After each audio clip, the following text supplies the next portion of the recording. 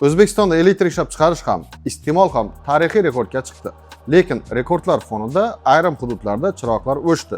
Odamlar suvsiz, liftsiz va aloqasiz qoldi. Fransiyada jazirama sabab atom stansiyalari quvvatini kamaytirdi. Turkiya qayta ishlanuvchi energiya hisobiga gazni kamroq yoqmoqda. Xitoy quyosh botgandan keyin ham elektr beradigan gibrid stansiya qurdi. Avstraliya kunduzi 3 soat bepul elektr beryapti. Ispaniyada esa jamoaviy quyosh stansiyalari oilaviy elektr xarajatini 80% gacha kamaytirmoqda. Demak, masala faqat ko'proq elektr ishlab chiqarishda emas. Asosiy savol energiyani qachon, qayerga va qanday yetkazish, saqlash va xavfsiz boshqarishda. Assalomu alaykum do'stlar, men Zoir Kenjayev, PhD dotsent. Bugun elektr nega o'chayotgani, jazirama energetika tizimlarini qanday sinovdan o'tkazayotgani, Xitoy akkumulyator siyosati bizdagi narxlarga qanday ta'sir qilishi va quyosh stansiyalarida yong'inning oldini olish haqida gaplashamiz. Bu shunchaki yangiliklar sharhi emas. Bu bugungi voqelikka, mamlakat kelajagiga va energetik xavfsizlikka befarq bo'lmagan mutaxassisning fikri. Bu Kenjayev fikri. Kanalga a'zo bo'lishni, izoh yozishni va videoni yaqinlarga ulashishni unutmang. Biz boshladik.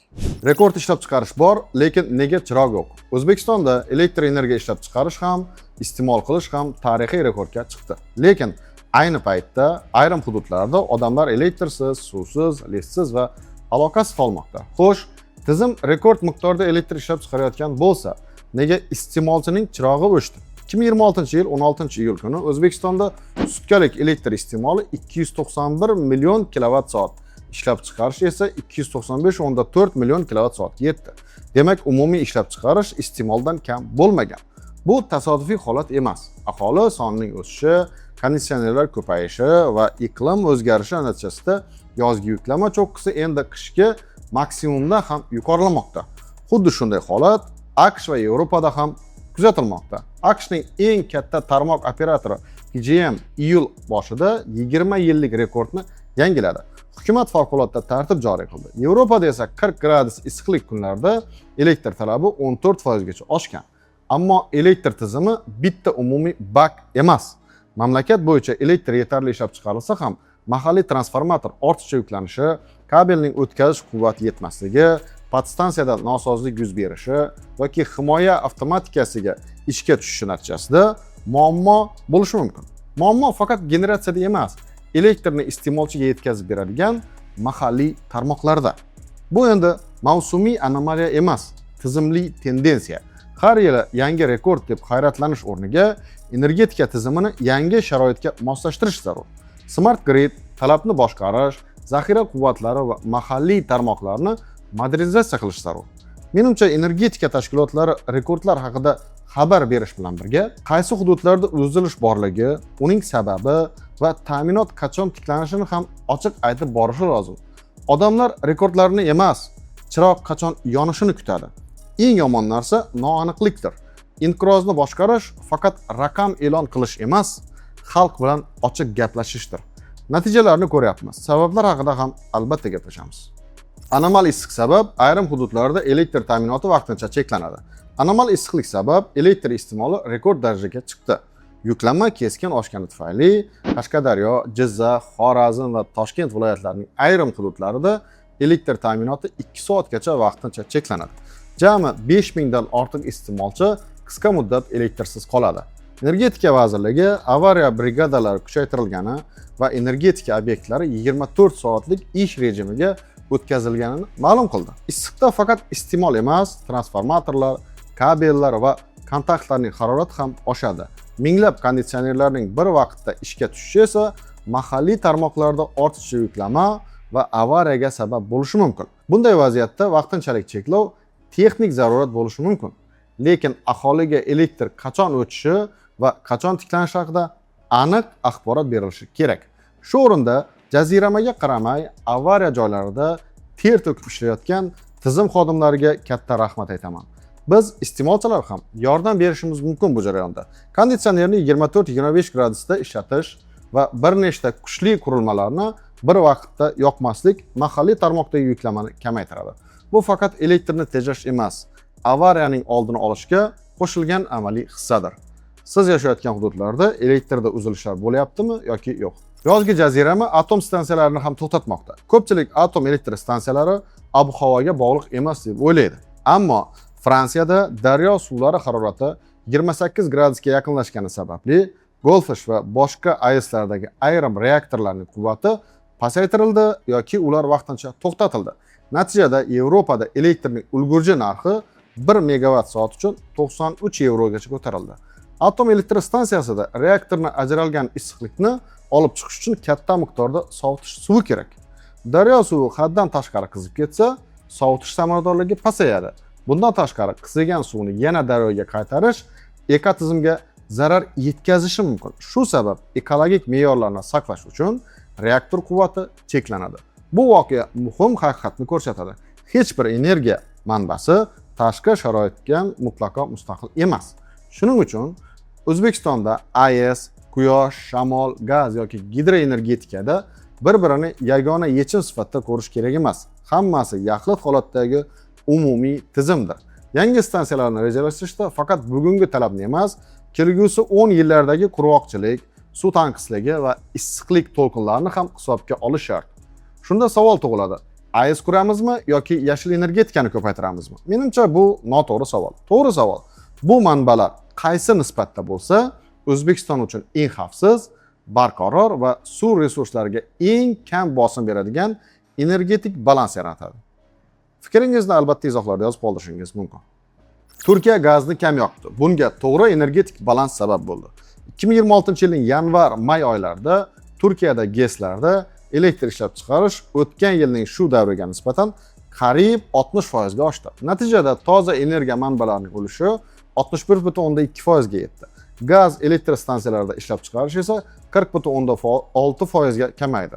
Bu kamroq gaz yoqildi, import yoqilg'isiga kamroq mablag' sarflandi va elektr narxining gazga bog'liqligi kamaydi degani. Mana bu haqiqiy energetik diversifikatsiya deyiladi. Turkiya quyosh, shamol va gidroenergetikani ko'paytirib, gazni butunlay voz kechmadi. Aksincha, gazni zarur vaqtda ishga tushiriladigan zaxira va manevr manbasiga aylantirmoqda. Muqobil energiya shunchaki ekologiya emas. Bu davlatning iqtisodiy va energetik xavfsizligi masalasidir. O'zbekiston ham gaz va ko'mirga qaramlikni kamaytirish uchun quyosh va shamol energetikasini jadal rivojlantirmoqda. Bu jihatdan yo'limiz Turkiya bilan bir xil. Lekin bizda milliardlab kilovatt soat yashil energiya ishlab chiqarilgani bilan birga qancha tabiiy gaz tejalgani, uning iqtisodiy qiymati va qancha yoqilg'i aholi, sanoat yoki eksport uchun saqlab qolingani ham ochiqlanib borilishi kerak. Shunda odamlar yashil energetikani reklama loyiha emas, mamlakat iqtisodiy xavfsizligiga xizmat qilayotgan real vosita sifatida tushunadi. Siz quyosh panellari o'rnatganmisiz? Foydasini sezyapsizmi? Pullar tushyaptimi? Albatta yozib qoldiring. Xitoy quyosh botgandan keyin ham elektr beradigan ulkan stansiyani ishga tushirdi. Quyosh stansiyasi kechasi ishlamaydi degan gap texnik jihatdan to'g'ri. Lekin Xitoy bu muammoni bir nechta texnologiyani birlashtirish orqali hal qilmoqda. Xitoyning Xami hududidagi 1 megawattlik gibrid quyosh kompleksi 900 megawatt fotoelektrik va 100 megawatt konsentrlangan quyosh issiqlik stansiyasidan iborat. Kunduz kuni ko'zgular quyosh energiyasini issiqlikka aylantirib, eritilgan tuzda saqlaydi. Quyosh botgach yoki havo bulutli bo'lganda shu issiqlik orqali bug' turbinasi ishlatilib, elektr ishlab chiqariladi. Tizim 8 soatlik issiqlik saqlash imkoniyatiga ega.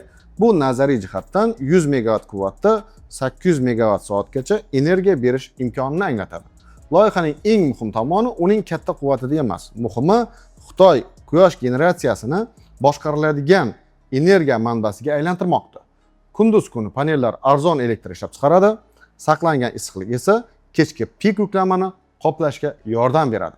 O'zbekistondagi kelajak loyihalarda ham quyosh, shamol, manevr quvvati, batareya va boshqa energiya saqlash texnologiyalari bir-biridan alohida emas, yagona tizim sifatida ko'rilishi lozim. Bizga faqat kunduzgi arzon elektr emas, ertalab va kechqurun ham boshqariladigan quvvat kerak. Yangi stansiyalar bilan bir vaqtda elektr tarmoqlari ham modernizatsiya qilinsa, tizim barqaror rivojlanadi albatta. Xitoy akkumulyatorlarga imtiyozni kamaytirmoqda. O'zbekistonda narxlar oshadimi? Xitoy 2026-yil 1-apreldan eksport qilinadigan batareyalar uchun qo'shimcha qiymat solig'i qaytarish stavkasini 9% dan 6% ga tushirdi. 2026-yil 1-yanvardan esa ushbu imtiyoz butunlay bekor qilinadi.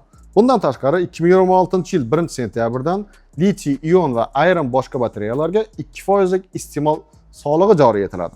2027-yil 1-sentyabrdan esa stavka 4% ga ko'tariladi. Bu qarorlar Xitoyning batareya sanoatidagi keskin narx raqobatini kamaytirish va ishlab chiqaruvchilarning sifatliroq mahsulotlarga yo'naltirishga qaratilgan.